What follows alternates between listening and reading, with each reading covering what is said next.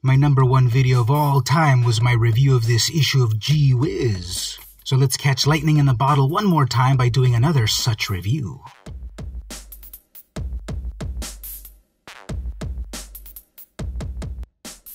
Hey everyone, it's vmcampos, comic book fan. Welcome to the latest episode of the weekly vmcampos Comic Book Club. I'm your host, vmcampos. This is the series where I review a comic book new or old from my collection and rate it on various factors, all of which I'm going to ignore this time around, as I present to you an issue of Romp magazine, A World of Fun.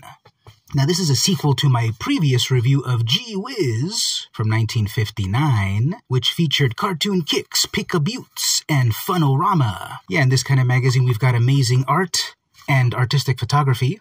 And I guess it sold pretty well because then there was a whole empire of such comics. There was another one called Romp from the same publisher, Humorama. So let's review this one, the November 1967 of Romp. Now, these were sold back in the newsstands, probably hidden in the back, because they can have some eye-catching art on the cover. Well, first of all, I really like that we've got this just monochrome motif going on in the cover. This one's blue. The previous issue of Gee Whiz was green and black. I have another issue of Gee Whiz, very green. Here's another issue of Romp, very red. Hey, red versus blue, just like it always has been, huh? And on the cover, we've got this joke, very prescient. Remember, Miss Twitter, this is a tight little organization. Your problems are my concern.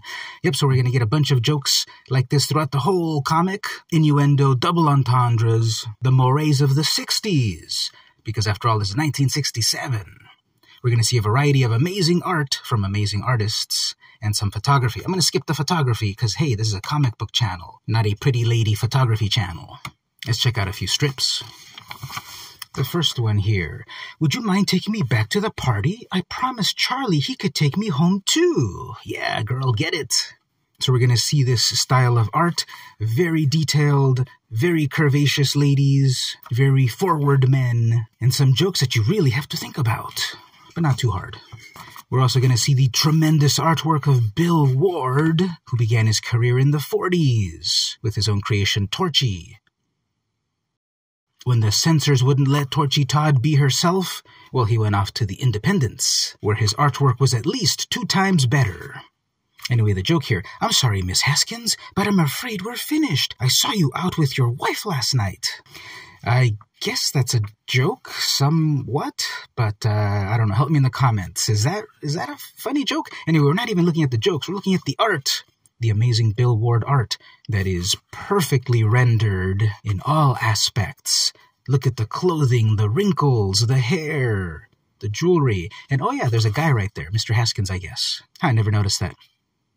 The next comic over here, on par with the artistry of Ward. But apologies, I cannot read most of these signatures. I think this is Kirk. And the joke is, here's another good one. Take any card. So I guess they're playing a game of Twister over here, and she's winning. Or maybe she's inventing yoga. I love the little accents of the time. Look at that lamp. That is such a 60s lamp. And back then, guys still wore bow ties, I guess. And women's fashions were something else. I have a couple more over here in different sorts of styles. This is indeed a glowing letter of recommendation, Miss LaRue, but I'm afraid we can't accept one signed by all the fellows at the health club. Oh, such an innocent time. Okay, this one, it's good overall, but her head is tiny compared to other parts of the figure. And even if we just focus on her like that, there's just something off about her head over here. But I guess the artist really wasn't focused on that, just like you weren't. The next one over here, we've got a variety of ladies for all preferences. Blondes, brunettes, and redheads. Uh-oh, here comes Mr. Fidget himself, and his mind's sure not on his business. We got Mr. Fidget, and then these 2 other executives, and they're all coming into the secretary pool, I suppose. And you really have to admire the power of American steel in those underwires. Next up, we got another amazing Ward piece with a totally normal-looking guy being very nice to this lady. There's nothing to worry about. Just tell your folks you got the coat with trading stamps. All right, so this is obviously a joke of the time. You could buy stuff with trading stamps, I suppose. But when the joke doesn't work, the art definitely does, because her expression of world weariness at her paramour's jokes is exquisite.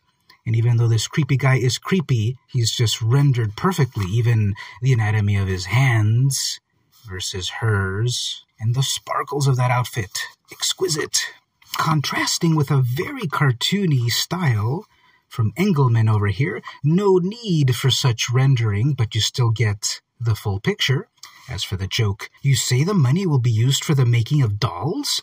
I assume you're in the toy-making business. So Friendly Loan Company is getting scammed for a loan because we've got to make up the dolls. Get it? So overall, the art on this is really nice, but you really don't need these fabric folds right here in this area. You get the picture of it all, but you don't need a Bill Ward-esque anatomical lesson at that point in the artwork. We're 1 second away from a Janet Jackson mishap. Next one up here is the classic suffering wife joke.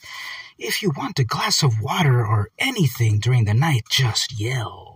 Another cartoony style. This one's kind of cool because we have this layout where we see the motion of the new tenant going up to her room, where that long-suffering wife is going to make that husband suffer soon enough. Very minimal art. A tiny bit of hatching here in her outfit, but everything is very, very simplified. Even this lamp. But it all works, doesn't it?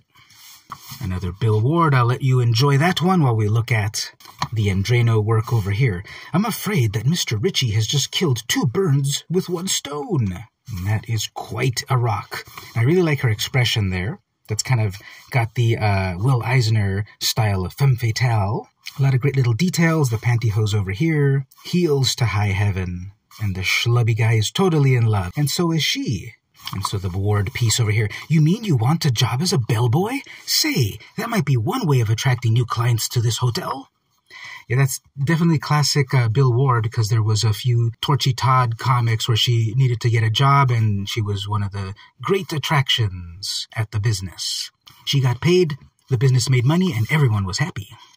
There's a few photos that we will skip and then go on to the comics. Here's a bunch of little ones. I wonder if you got paid in different ways, if you managed to get a full-page comic versus one of these 4th size versus one of these half-size comics. Let's see if any of these jokes are good.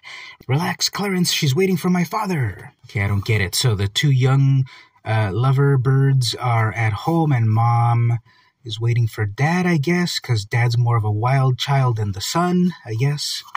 This one. Sign on the dotted line, please. You have to look very carefully for the joke on this one. There you go. Sign on the dotted line, please. Hilarious. And lastly, we can't put up displays and ogle females, Potter. So I guess Potter's really into MILFs. And check this out. Cornflakes, 3 for 50 cents? Wow, darn this modern inflation. Not really. People forget to do calculations when they see old prices. This is what it actually costs in modern times. Moving on to the next strip, this is more of a goose. What's good for the goose is good for the gander. Please, Miss Castlefort, I like my employees to be aggressive, but not this early in the day. So it's fun when you see the shoe is on the other foot. And sometimes it's fun to get pursued, you know?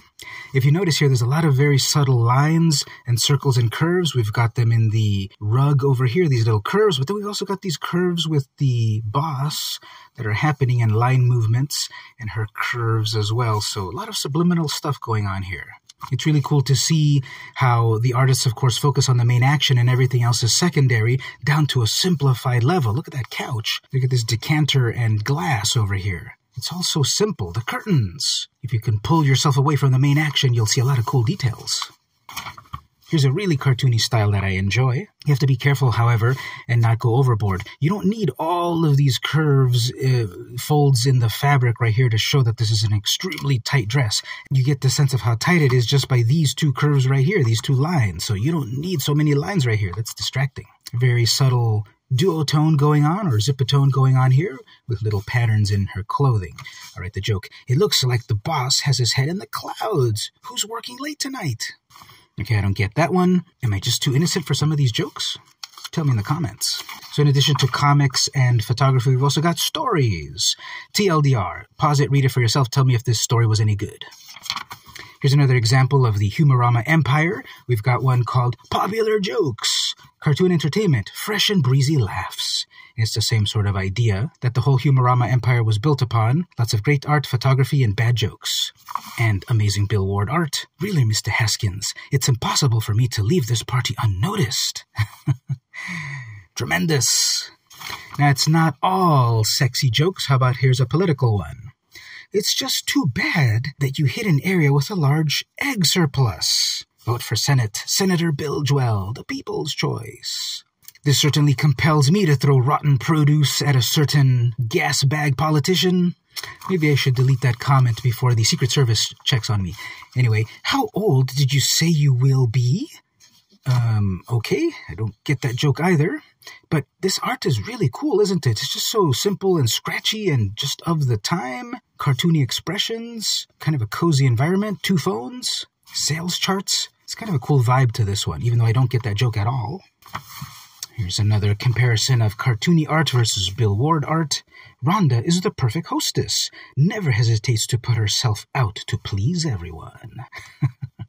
Wow, I love these expressions on all of these guys. They're all kind of weird and ghoulish, especially that guy, but it kind of all works. And so is Rhonda.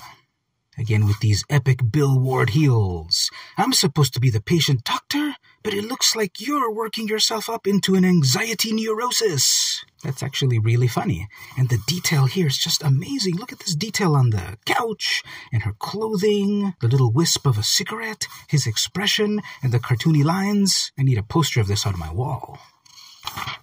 Oh, here's one of these ads that tells you about the Humorama Empire. Man-size entertainment. You got Romp, Gee-Whiz, Stare, Joker, not the one you think, Gaze, Laugh, Funhouse, and Zip. It's a bullseye every month. Smile and ask your news dealer for a copy. Only 35 cents. Hey, is that Betty and Barney Hill?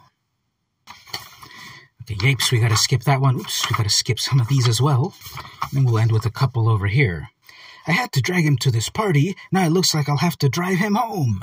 Ah, yes, the long-suffering wife motif. Very simplified, cartoony style of art here, and I really like it. Except the guy's expressions are kind of hard to tell. His nose is too high, his eyes are too low.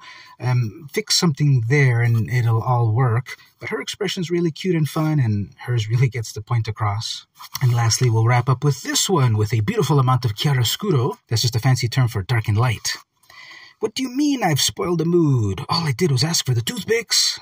Relatable.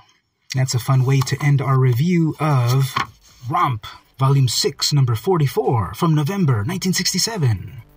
What did you think about this romp through the 60s? What did you think about the variety of artwork we saw, the photography that I skipped, the bad jokes, the social mores of the time? Tell me in the comments. What do you think about the wise wisdom included therein, such as, sometimes a man has to pay attention to other women in order to get attention from his own wife? As true then as it was during the time of Sophocles. If you enjoyed this video, don't forget to like, comment, share, subscribe, ring the bell, do all that good stuff. Go watch my other video, where I did an in-depth look at Gee-Whiz magazine from 1959. This has been the weekly VM Campos Comic Book Club, and I'll see you next week.